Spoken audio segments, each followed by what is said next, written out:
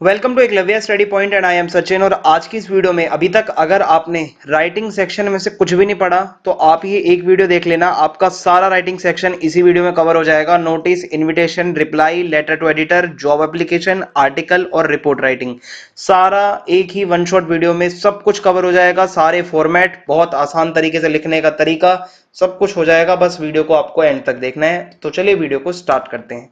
आपको बता दूं कि अगर आप कुछ पूछना चाहें तो मुझे इंस्टाग्राम पे आप मैसेज कर सकते हैं। मेरा यूजर नेम आप सभी के सामने लिखा हुआ है। जैसे मुझे टाइम मिलेगा मैं कोशिश करूंगा आपका रिप्लाई जरूर करूं। और मेरा यूजर नेम आप सभी के सामने लिखा हुआ है। और अगर आप नोट्स चाहते हो, ये जो भी मैं वीडियो में पढ़ाऊंगा उसकी पीडीएफ चाहते हो, तो आप हमारे टेलीग्राम ग्रुप को ज्वाइन कर लो। क्लास 12 ईएसपी न्यू ग्रुप, यहाँ पे हम सारी पीडीएफ्स वगैरह जो है वो डाल देते हैं, तो आप यहाँ से वो ले सकते हो। और हमारी वेबसाइट पे भी आपको नोट्स प्रोवाइड करवा दिए जाते हैं। www.eklavyastudypoint.com हमारी वेबसाइट है, सो आप वेबसाइट को भी जरूर विजिट करें।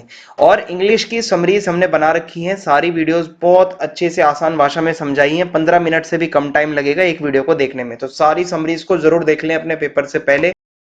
अब मैं आपको नोटिस का फॉर्मेट बताने वाला हूं। आपके लिए एक इंफॉर्मेशन है कि सीबीएसई का जो न्यू सैंपल पेपर आया था उसकी मार्किंग स्कीम के अंदर नोटिस का एक नया फॉर्मेट दिया हुआ है, और मैं उसी के अकॉर्डिंग आपको बताने भी वाला हूं। और साथ साथ ये भी बता दूंगा कि पहले का फॉर्मेट क्या था। तो सबसे पहले आपको बता दूं कि सीबीएसई का जो लेटेस्ट सैंपल पेपर आया था उसकी मार्किंग स्कीम में जो जो लेटेस्ट फॉर्मेट दिया हुआ है वो कुछ ऐसा है कि नोटिस में आपको फॉर्मेट के 1 नंबर मिलते हैं, ठीक है। 2 नंबर कंटेंट के मिलते हैं, 1 नंबर आपको जो आइडियाज आप जो उसमें लिख रहे हो, और 1 नंबर आपकी एक्यूरेसी का। तो यहाँ पे सबसे पहले जो है आपको ये बता रखा है कि भाई सबसे पहले भाई बॉक्स तो आपको रहेगा ही रहेगा, ठीक है, बॉक्स में डालना है। फिर नोटिस आपको सेंटर में लिखना है, ठीक है, नोटिस आपको सेंटर में लिखना है। और उसके बाद है name of the issuing authority या फिर ऑर्गेनाइजेशन, या आप यहाँ पे देख सकते हो कि जो भी उस नोटिस को जारी कर रहा है उसका नाम आएगा। फिर उसके बाद डेट आपकी आएगी, और वो जो डेट होगी वो लेफ्ट साइड में होगी, इस साइड। और उसके बाद आप पूरा अपना कंटेंट लिखोगे, बॉडी लिखोगे, और लास्ट में आपको क्या करना है, अपनी डेजिग्नेशन करोगे, ठीक है, और मतलब आपकी नेम, डेजिग्नेशन और सिग्नेचर। सो ये आपका लेटेस्ट फॉर्मेट है नोटिस का। मैं आपको दिखा देता हूं कैसा ये दिखेगा। सबसे पहले नोटिस है, फिर उसके बाद जो भी नोटिस को इश्यू कर रहा है उसका यहाँ पे पूरा आ जाएगा कि भाई XYZ स्कूल, या जो भी नोटिस को इश्यू कर रहा है, इश्यूइंग अथॉरिटी की नोटिस के बाद आएगी। फिर जो लेटेस्ट जो फॉर्मेट के अकॉर्डिंग इसके बाद जो है आपकी डेट आएगी। एंड कोई यहाँ पे टाइटल या हेडिंग नहीं आएगा, ये चीज आप याद रख लीजिए जो लेटेस्ट सीबीएसई ने बताया है। और फिर ये पूरा आप यहाँ पे बता दोगे, ठीक है। ये इस तरीके से ही यहाँ पे बता रखा है कि नाम, डेजिग्नेशन और सिग्नेचर, ठीक है, इस तरीके से आप ये पूरा बता दोगे। तो आई होप आपको ये नोटिस का फॉर्मेट समझ में आया होगा। और देखिए, आपको नोटिस जो है 50 वर्ड से ज्यादा नहीं लिखना। नोटिस में बेसिकली होता क्या है कि आपको कोई भी एक टॉपिक दे दिया जाएगा, भाई आपको इन्फॉर्म करना है ज्यादा से ज्यादा लोगों को। सो आप एक तो डेट जब भी लिखते हो ना, तो ये फॉर्मेट यूज करो। वर्ड में जब हम मंथ को लिखते हैं, जुलाई, 18 जुलाई, ये डंडे वाला फॉर्मेट, या फिर 2 तारीख, दूसरा महीना, ये माइनस माइनस वाले निशान मत लगाओ, ठीक है। आपका इवेंट क्या है वो बताओ, कब हो रहा है, कहाँ हो रहा है, कौन उसमें अगर कोई चीफ गेस्ट है तो वो बता दो, खत्म करो। 50 वर्ड से ऊपर आपको जाना ही नहीं है, ठीक है। तो यही था नोटिस के बारे में, हो जाएगा। आई होप आपको समझ में आ गया होगा। अब है अगला है टॉपिक हमारा इनविटेशन और रिप्लाई। तो इनविटेशन और रिप्लाई अच्छे से आपको बता देता हूं क्या होता है। देखो, इनविटेशन हमें आते रहते हैं, शादी के हों, कोई कार्यक्रम के हों। सो ये एक पर्सनल नोटिस होता है, एक काइंड ऑफ, कि आप किसी को इन्फॉर्मेशन पहुंचा रहे हो। सो इनविटेशन प्रिंटेड कार्ड्स पे होते हैं, लेटर्स पे भी होते हैं, जैसे किसी की शादी है, बर्थडे है, एनिवर्सरी है, गृह प्रवेश कार्यक्रम है, किसी का सेरेमनी है, इनॉग्रेशन हो रहा है किसी दुकान का, फैक्ट्री का, वहां पे हम इनविटेशन भेजते हैं। तो इनविटेशन का आपको रिप्लाई भी देना होता है, ठीक है। अब हमारे इंडियंस में नहीं भी देते भाई, बहुत बारी कार्ड लेके रख देते हैं, मतलब रिप्लाई नहीं देते। लेकिन बाहर के आप देखोगे अगर देशों में होता है, आप रिप्लाई भी भेजते हो कि आप आ रहे हो या नहीं आ रहे। इनविटेशन 2 तरीके का होता है, फॉर्मल और इनफॉर्मल। अब इसमें मार्किंग स्कीम अगर हम देख लें तो आप यहाँ पे फॉर्मेट के आपको 2 नंबर मिल रहे हैं, ठीक है। और इनविटेशन कार्ड में आप जो है सबसे पहले should be the name of the organisation और द पर्सन, जो भी ऑर्गेनाइजेशन है या फिर जो बंदा है उसका नाम सबसे टॉप पे आता है। और इनविटेशन लेटर है, अगर लेटर फॉर्मेट में लिख रहे हो तो सेंडर एड्रेस आएगा, डेट आएगी, रिसीवर, फिर एड्रेस, फिर सब्जेक्ट, ये सारी चीजें आप लेटर जैसे ही लिखते हो। फिर अगर लेटर फॉर्मेट में किसी को आप इनवाइट कर रहे हो, आपके फॉन्ट, आपका लिखने का स्टाइल काफी इन मतलब आप कह सकते हो इंस्ट्रक्शन मतलब इंटरेस्टिंग या आई कैची होना चाहिए। कंटेंट के 2 नंबर होते हैं, ये आपकी मेन बॉडी होती है, 50 वर्ड के अंदर अंदर आपको लिखना होता है, काफी प्रिसाइजली लिखें, ज्यादा बातें ना लिखें इनविटेशन में। और इनविटेशन में बेसिकली ये लिखा जाता है कि क्या हो रहा है, कौन है, कहाँ है, कब हो रहा है, क्या होने वाला है, ओकेजन क्या है, होस्ट का नाम क्या है, डेट टाइम वेन्यू क्या है। और लास्ट में आप इनविटेशन कार्ड के आरएसवीपी लिखते हो और जो कॉन्टेक्ट डिटेल वगैरह डालते हो जो भी इनवाइट कर रहा है, जो होस्ट है। और मैं आपको बताऊं कि इनविटेशन लेटर जो होता है, ठीक है, वो क्या है कि एक मतलब लेटर के फॉर्म में होता है, वो मैंने आपको दिखाई दिया है, ठीक है। और एक्सप्रेशन यानी कि आपकी जो ग्रामेटिकल जो भी एक्यूरेसी होती है उसके 1 नंबर आपको मिलते हैं। सो फॉर्मल इनविटेशन होता है एक तो, ठीक है, ये क्या है कि ये कार्ड में लिखा जाता है या नोट पे भी लिखा जा सकता है, काफी फॉर्मल लैंग्वेज होनी चाहिए। और इसके अलावा डेट, वेन्यू और टाइम दिया होता है, इसमें हमेशा थर्ड पर्सन में लिखा जाता है, कॉन्टेक्ट डिटेल्स भी लास्ट में देनी होती हैं।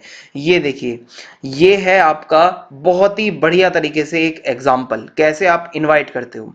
Request the pleasure of your company on the occasion of annual sports day at 4 PM Monday 4th November 2022 at the school auditorium. Mister Neeraj Chopra will be the chief guest and give away the prizes to the students. RSVP principal DPS Dwarka. और ये आपका format हो गया, आपने invite कर दिया, ठीक है, फॉर्मली। और ये सबसे ऊपर, मैं ये थोड़ा सा मिस्टेक हो गई है, सबसे ऊपर आपका ये आएगा नेम ऑफ द ऑर्गेनाइजेशन, ठीक है। आगे बढ़ते हैं। इनफॉर्मल इनविटेशन में क्या होता है, ये भी कार्ड या नोट में लिखा जा सकता है, लैंग्वेज इनफॉर्मल हो जाती है। आप जब फ्रेंड फैमिली को लिखते हो, बाकी सारी चीजें वही सेम रहती हैं। देखो, ये आपका इनफॉर्मल है कि इसमें सबसे पहले कौन है, organiser Mrs and Mr Shukla cordially invites you to the occasion. Occasion क्या है, 18वां बर्थडे है उनके बेटे का, सक्षम शुक्ला का। कब है, कहाँ है, ठीक है, सब दिया हुआ है। RSVP अनिल शुक्ला। और बस सिंपल सा फॉर्मेट है भाई, आपको यही लिखना होता है, ज्यादा कुछ करना ही नहीं है, फ्री के नंबर है ये तो आपके। फिर उसके बाद आप लेटर फॉर्मेट में लिखते हो तो ऐसे लिखोगे, F45 जनता फ्लैट्स दिल्ली, ठीक है, 15 March 2021। Dear Sachin, I am really happy to invite you on the, ये आप देख रहे हो कि मतलब ये तरीका होता है लेटर का, जब आप लिखते हो कि मतलब सेलिब्रेशन हो रहा है, मेरे भाई ने एग्जाम पास किया है 95% मार्क्स के साथ, ठीक है, और आप इनवाइट कर रहे हो किसी को एक लेटर फॉर्मेट में, तो कैसे करोगे, इस तरीके से करोगे, ठीक है। ऊपर sender address, date, receiver address, और इस तरीके से आपका ये चलेगा। ये देख लीजिए, आपको फॉर्मेट अगर अभी भी क्लियर नहीं है तो दोबारा बता रहा हूँ। सबसे पहले नेम ऑफ द ऑर्गेनाइजर और इवेंट क्या है, डेट एंड टाइम क्या है, वेन्यू, यही तो मेन चीजें होती हैं, और लास्ट में कॉन्टेक्ट। सो आपका इनविटेशन ये इस तरीके से चलेगा, ये एक एग्जाम्पल के लिए दिया हुआ है।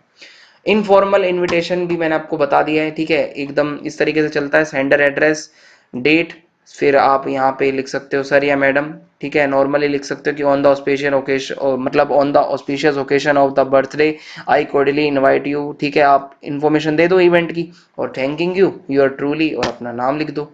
सो ये देखो, एक यहाँ पे एग्जाम्पल भी दिया हुआ है, आप यहाँ पे इनवाइट कर रहे हो, ठीक है, लेटर फॉर्मेट में कि 23 योजना विहार दिल्ली, फिर डेट माय डियर राहुल, और ये सारी चीजें आप लिख रहे हो यहाँ पे, ठीक है। तो समझ आ गया होगा आपको। ये ऐसा दिखता है जब हम कार्ड किसी को भेजते हैं। अब है रिप्लाई, कैसे लिखते हो आप, फॉर्मल रिप्लाई। अगर आप एक्सेप्ट कर रहे हो किसी चीज को, सो आपको जिसने इनवाइट किया है उसका नाम लिखोगे। फॉर एग्जांपल, राहुल ने आपको इनवाइट किया है, राहुल थैंक मतलब राहुल मतलब यहाँ पे आप कह सकते हो कि सॉरी, होस्ट जो है उसका नाम यहाँ पे आएगा, इनवाइटी जो है वो यहाँ पे आएगा। अगर मान लो मेरा नाम सचिन है, तो Sachin thank Rahul for inviting them on the birthday occasion on day, date, time, जो भी है आपको जो भी मतलब होगा वो आप लिख सकते हो यहाँ पे। और ही हैज और दे हैव ग्रेट प्लेजर, क्योंकि हो सकता है ज्यादा लोग भी आ रहे हो ना उसमें इनविटेशन में, तो बस आप इसमें आप कह सकते हो आप एक्सेप्ट कर रहे हो इनविटेशन को, और वेन्यू पे भी आप पहुंच जाओगे। और अगर आप रिफ्यूज कर रहे हो, आप अगर नहीं जाना चाहते, सो आप लिखोगे Sachin thank Rahul for inviting them on the occasion, ठीक है, ओकेशन के बारे में लिख दो। सारी लाइनें सेम रहेंगी, बस ये लाइन चेंज हो जाएगी कि दे विल नॉट बी, मतलब दे और he will not be attend the occasion due to some reasons, ठीक है, और हम बेस्ट विशेस आपको दे रहे हैं, ठीक है। तो ये आप रिफ्यूज कर रहे हो, यानी कि आप नहीं आ सकते।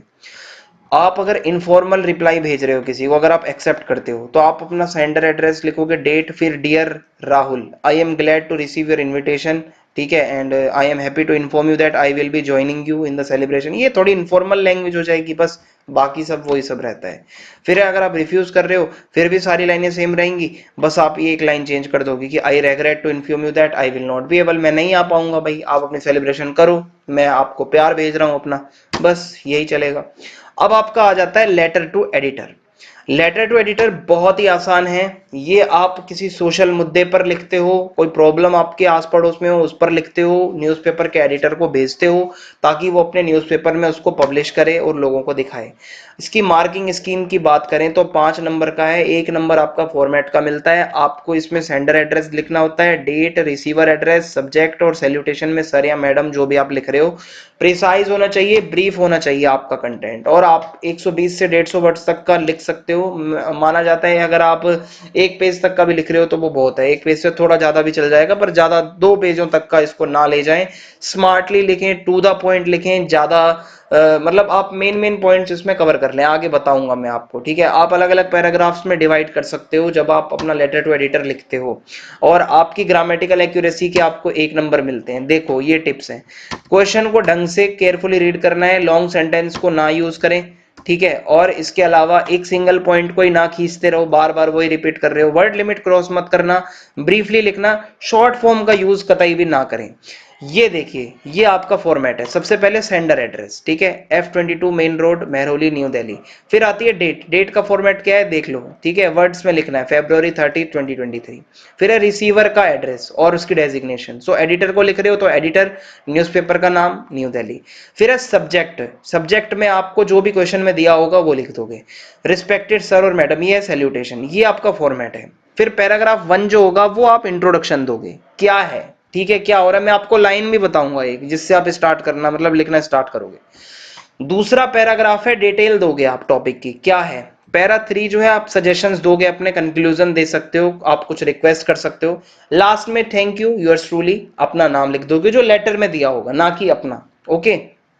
और अगर लेटर में एड्रेस नहीं दिया आता तो आप एग्जामिनेशन हॉल लिखोगे अपना एड्रेस, अपने घर का एड्रेस मत लिख देना वहां पे। और यहाँ पे देखो सेंडर एड्रेस, ठीक है, फिर डेट, फिर रिसीवर एड्रेस, उसकी डेजिग्नेशन, सब्जेक्ट सर मैडम। यहां से आप ये डिट्टो लाइनें उठाकर कॉपी पेस्ट कर देना, कोई दिक्कत नहीं आएगी। Through the column of your esteemed newspaper I wish to draw the attention of the authorities concern towards the issue, जो इशू है क्वेश्चन में दिया होगा, किस कारण से वो हो रहा है, उसके इफेक्ट क्या हो रहे हैं, ये बनाकर आप लिख सकते हो। लास्ट पैराग्राफ आपका ये बताएगा कि I hope my letter would find a place in your newspaper, ये लाइन एज इट इज उठा के डाल सकते हो, डिट्टो याद कर लो, इसको रट लो, ठीक है। And the authorities concern would look into the matter, looking forward to your reply, thank you yours truly, और अपना नाम लिख दोगे। अब आती है जॉब एप्लीकेशन। आई होप आपको समझ में सब अच्छे से आ रहा होगा। प्लीज कमेंट करते हुए चलें, ठीक है, कि आपको ये वीडियो हमारी कैसी लग रही है। ज्यादा से ज्यादा कमेंट आएगा तो हमें मोटिवेशन मिलता है उससे, और आप वीडियो को लाइक जरूर करते हुए चलें। Job application, so job application में मान लो आपने कहीं पे कोई इश्तिहार देख लिया, एडवर्टीजमेंट देख ली, आपको वहां पे अब अप्लाई करना है उस जॉब के लिए, आप अपना बायोडाटा भी लगाओगे भाई, ऑब्वियस सी बात है, कहीं जॉब के लिए जा रहे हो तो अपना बायोडाटा तो दोगे उसे। सो मार्किंग स्कीम में ये बताया जा रहा है 5 नंबर का है, फॉर्मेट का 1 नंबर है, और इसमें मैं आपको बताता हूँ कंटेंट 3 नंबर का है, ठीक है। 100 वर्ड्स तक का लिख सकते हो, 100 से 120 वर्ड का काफी इनफ होता है। सारे इंपॉर्टेंट पॉइंट्स आपको कवर करने हैं, शॉर्ट फॉर्म को अवॉइड करें। अलग अलग पैराग्राफ में इसको आप डिवाइड कर सकते हो, इसको अलग अलग पैराग्राफ में आप डिवाइड कर सकते हो, ठीक है। और आगे मैं आपको बता देता हूँ, एक्सप्रेशन के आपको 1 नंबर मिलते हैं, ठीक है, यानी कि जो आपकी ग्रामेटिकल एक्यूरेसी होती है उसके लिए आपको 1 नंबर मिलता है। अब मैं आपको टिप्स एंड ट्रिक्स बता देता हूँ। रीड क्वेश्चन केयरफुली, अच्छे से पढ़ना है, सिंपल और फॉर्मल लैंग्वेज रखनी है। सबसे पहले आप जब ये लेटर लिखना स्टार्ट करते हो तो आप ये बताओगे जॉब के बारे में पता कहाँ से चला है आपको। कोई भी एडवर्टीजमेंट का मतलब आप नाम लिख देना, ये एडवर्टीजमेंट मैंने वहां पे देखी थी तो उसको उसको देखने के बाद उस न्यूज़पेपर में मैंने इस दिन ये एडवर्टीजमेंट देखी थी तो मैं ये अप्लाई कर रहा हूँ। यू और शॉर्ट फॉर्म का यूज ना करें। बायोडाटा या अपना रिज्यूमे जरूर लिखें। और लास्ट में आप ये लिख सकते हो कि बायोडाटा इज इनक्लोज्ड या अटैच्ड, ये लास्ट लाइन आप जरूर लिखें। 10 से 12 पॉइंट आप अपने बायोडाटा में लिखते हो। बायोडाटा में क्या क्या लिखना है आपको, नाम लिखना है, फादर का नाम लिख सकते हो, डेट ऑफ बर्थ लिख सकते हो, एज लिख सकते हो, एड्रेस, हॉबीज, लैंग्वेज कौन सी जानते हो, नेशनलिटी क्या है, एजुकेशनल क्वालिफिकेशन कितने मतलब आपने कौन से ईयर में क्या किया था, आपने मार्क्स बता सकते हो, सब्जेक्ट बता सकते हो, और प्रोफेशनल क्वालिफिकेशन बता सकते हो अगर आपने कुछ किया है ऐसा, एक्सपीरियंस बता सकते हो, सैलरी आप नेगोशिएबल रखते हो या फिर आपको फिक्स है इतना ही चाहिए, या आप रेफरेंस भी आपको यहाँ पे देना पड़ेगा कि 2 रेफरेंस आपको कम से कम देने हैं। सो ये आपके बायोडाटा के पॉइंट्स होते हैं। देखो सेंडर एड्रेस है, सबसे पहले आप अपना एड्रेस लिखेंगे, डेट है आपको यही फॉर्मेट फॉलो करना है, ना कि वो डंडे वाला या माइनस वाले निशान वाला डेट वाला नहीं फॉलो करना फॉर्मेट। और डेजिग्नेशन क्या है रिसीवर की, रिसीवर का एड्रेस क्या है, सब्जेक्ट लिखोगे आपकी applying for the post of PGT English, ठीक है ये सब आप लिख सकते हो। और रेस्पेक्टेड सर और मैडम, फिर आप सबसे पहले सोर्स ऑफ इंफॉर्मेशन बताओगे कहां से पता चला। पैराग्राफ 2 में आप समरी दोगे अपनी क्वालिफिकेशन की बहुत छोटी सी, ठीक है कि आपको कैसा लग रहा है। तीसरे पैरा में आप अपनी विश बताओगे कि मैं इंटरव्यू में आना चाहता हूं, अपने आप को एलिजिबल मानता हूं और अपना बायोडाटा लगा रहा हूं। और बायोडाटा कुछ आप जब लगा दोगे, ठीक है, उससे पहले मैं आपको ये फॉर्मेट बता देता हूँ, ये लाइनें रट लो, ये बिल्कुल रटी रटाई लाइनें हैं बिल्कुल, कि in response to your advertisement in the newspapers name dated, जो भी न्यूज़पेपर का नाम है उसकी तारीख है, किस पोस्ट के लिए आप अप्लाई कर रहे हो, I hear by offer my candidature for the same and I have the required qualification and experience for the above post, I have pleasant personality, I am young and dynamic, I have good communication skills in English and regional language and have working knowledge of computer. ये लाइनें रट लो, बिल्कुल यही लिखनी है आपको job application में, बस जॉब का नाम डाल देना इसमें, बस आपका काम मैंने आसान कर दिया है। ये बायोडाटा है, रट लो, इसी फॉर्मेट में आपको लिखना है अपना बायोडाटा, ठीक है। आगे बढ़ते हैं अब आता है आर्टिकल राइटिंग। आर्टिकल राइटिंग क्या है, आप जब बहुत सारे लोगों को अपना कुछ रिटर्न पीस दिखाना चाहते हो लिखकर, निबंध जिसको हम बहुत बारी कह देते हैं, अनुच्छेद लेखन कह देते हैं, न्यूज़पेपर मैगजीन्स के लिए, जर्नल्स के लिए आप लिखते हो, ठीक है, टॉपिक करंट इश्यूज पे भी आ सकता है आर्टिकल, ठीक है। ये टाइटल में आपको इसके लिए 1 नंबर मिलते हैं, जो टाइटल आप बनाओगे आर्टिकल का वो थोड़ा अच्छा बनाना, प्रिसाइज रखना, राइटर का नाम जरूर होना चाहिए टाइटल के बिल्कुल under the title towards the right from the centre, ठीक है। एंड इसके लिए आप अपर केस में लिखो अपने टाइटल को तो बहुत ही वो आई कैची लगेगा। कंटेंट के 3 नंबर हैं, 120 से 150 वर्ड्स में आपका मेन कंटेंट चलना चाहिए, सारी इंफॉर्मेशन आ जानी चाहिए। मैं बता रहा हूँ आर्टिकल थोड़ा अच्छे से लिख देना, अंडरलाइन कर देना बीच बीच में, आपके नंबर कटेंगे ही नहीं। मैं बता रहा हूँ आर्टिकल में हर कोई अपने तरीके से लिखता है, कोई फिक्स इसके आंसर की नहीं होती। आप बस फॉर्मेट को अच्छे से समझ लेना, पैराग्राफ्स में थोड़ा थोड़ा डिवाइड करके अंडरलाइन कर देना, सारा काम आपको बन जाएगा, ठीक है। ज्यादा आपको समझने की जरूरत ही नहीं है। 1 नंबर मिलता है आपकी ग्रामेटिकल एक्यूरेसी पे कि आप कोई गलतियां तो नहीं कर रहे हैं। देखो फॉर्मेट में हेडिंग और राइटर का नाम, कंटेंट क्या डालोगे, इंट्रोडक्शन दोगे जो भी आपका आ रखा है, कॉजेज बताओगे क्यों वो हो रहा है, इफेक्ट बताओगे, सजेशंस दे सकते हो तो वो भी बताओगे, ठीक है। वर्ड लिमिट 120 से 150 वर्ड्स की है। अब आप जो है पहला लेटर जो है मतलब हर वर्ड का आप कैपिटल में रखो, ये थोड़ा सा अच्छा दिखाता है, आई कैची होगा तो और अच्छा लगेगा। आपका टाइटल है, क्रिस्पी होना चाहिए आपका जो अंदर का कंटेंट है। और इसके अलावा अगर न्यूज़पेपर आर्टिकल है तो डेट एंड प्लेस भी बता देना। आर्टिकल को आप 3 से 4 पैराग्राफ में डिवाइड करें। पैराग्राफ 1 आपका इंट्रोडक्शन होता है, बिगिनिंग होता है, जो आपको बताना होता है, एक आप बढ़िया सा कोटेशन कोई डाल सकते हो, ठीक है, या फैक्ट से स्टार्ट कर सकते हो लिखना, तो काफी अच्छा इंप्रेशन जाता है। पार्ट 2 जो होता है इसमें आप कॉजेज, इफेक्ट्स, प्रॉब्लम, कॉन्सिक्वेंस, अगर कोई प्रॉब्लम है उस टॉपिक से रिलेटेड तो आप लिखोगे, कॉन्सिक्वेंसेज, पॉजिटिव नेगेटिव इफेक्ट्स उसके लिखोगे, रिलेटेड इंफॉर्मेशन लिखोगे, सोशल, एनवायरमेंटल, साइकोलॉजिकल और हेल्थ रिलेटेड अगर कोई इंप्लीकेशन है वो लिखोगे। लास्ट पैराग्राफ आपका कंक्लूजन का होता है, यानी कि आपको कंक्लूड करना होता है लास्ट पैराग्राफ में। ये देखिए ये टाइटल है बाय नेहा और कंटेंट इसके अंदर का ऐसे चलता है, ये पैराग्राफ 1, पैराग्राफ 2, पैराग्राफ 3, ठीक है। सबसे पहले आपने इंफॉर्मेशन दे दी है क्या चीज, इसके इफेक्ट क्या हैं, ठीक है, क्या इफेक्ट पड़ रहा है, नेगेटिव, पॉजिटिव, लास्ट में कंक्लूजन, ये चलता है आपका। अब है रिपोर्ट राइटिंग। रिपोर्ट राइटिंग में क्या है, 1 नंबर आपको टाइटल का मिलता है, अपर केस में लिखना मैंडेटरी बिल्कुल भी नहीं है, आई कैची होनी चाहिए जो आपकी ये रिपोर्ट है। 3 नंबर आपको कंटेंट के मिलते हैं, ये मेन बॉडी होती है रिपोर्ट की, 150 वर्ड्स तक या 120 वर्ड्स तक आप लिखो, 120 में लिख दो भाई, 150 तक क्यों जाना। थर्ड पर्सन में लिखना होता है आपको, सारे इंसिडेंट इवेंट्स को बहुत डिटेल में अच्छे से बताना होता है, टाइम, ड्यूरेशन, ऑर्गेनाइजेशन, कोई भी डैमेज या लॉस हुआ है वो सब आपको बताना है। और आई विटनेस अकाउंट वगैरह आप यहाँ पे कह सकते हो, शुड अवॉइड ऑर्नामेंटल लैंग्वेज, ठीक है, ऑर्नामेंटल लैंग्वेज ना लिखें। आई विटनेस अकाउंट्स के बारे में आप बता सकते हो, 1 नंबर आपको ग्रामर का मिलता है अगर आप सही लिखते हो, ठीक है। रिपोर्ट यानी कि कोई घटना जो पहले हो चुकी है उसके बारे में आप लिख रहे हो। रिपोर्ट के अंदर प्रॉपर अच्छा इंट्रो होना चाहिए और उसकी बॉडी बहुत अच्छी होनी चाहिए। सो देखिए, एक तो न्यूज़पेपर रिपोर्ट होती है और आपकी स्कूल और मैगजीन की रिपोर्ट होती है।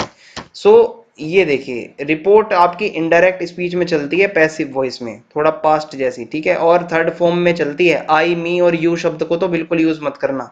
और आपकी रिपोर्ट में लिखना है आपको व्हाट, क्या हुआ, ठीक है, व्हेन कब हुआ, वेयर कहाँ हुआ, वाई क्यों हुआ, हु कौन कौन था वहां पर, हाउ कैसे हुआ। बस इन पॉइंट्स को फॉलो करते करते बनाते जाना है, आपको लिखते जाना है।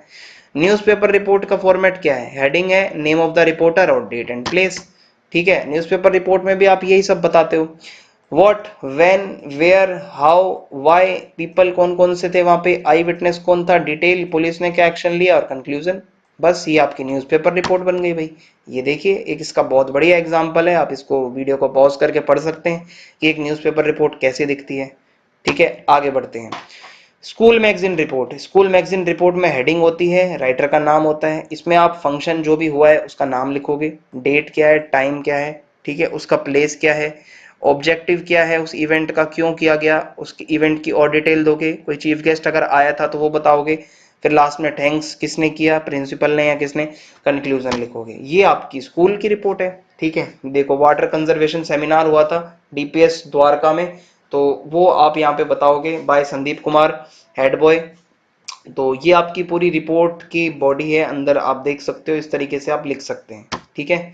और ये भी एक इंफॉर्मेशन के लिए आपको मैंने एग्जांपल के लिए एक और दे रखी है, heritage awareness programme by Shweta और साहित्य, जो भी है मतलब एग्जांपल के लिए दिया हुआ है, आप समझ लीजिए यहाँ से। ये स्कूल मैगजीन की रिपोर्ट है। तो ये सब था। ये देखिए, अब यहाँ पे एक स्कूल में एक और इवेंट हुआ है, क्लेanलीनेस ड्राइव हुई है, तो उसके ऊपर रिपोर्ट लिखनी है। तो बस बता देना, हमारे स्कूल में इस तारीख को ये साफ सफाई का अभियान चला था, ये थे इसमें, वो थे, ये काम हमने किया, या हम स्कूल्स में क्लासरूम में गए, कॉरिडोर में गए, ग्राउंड में गए, बस यही सब करना है। तो इसी के साथ वीडियो खत्म। कमेंट बॉक्स में आप ज्यादा से ज्यादा कमेंट करें कि आपको वीडियो कैसी लगी, ज्यादा से ज्यादा वीडियो को लाइक करें और चैनल को सब्सक्राइब कर दें, वीडियो को ज्यादा से ज्यादा शेयर करें। जय हिंद, जय भारत, मिलते हैं नेक्स्ट वीडियो।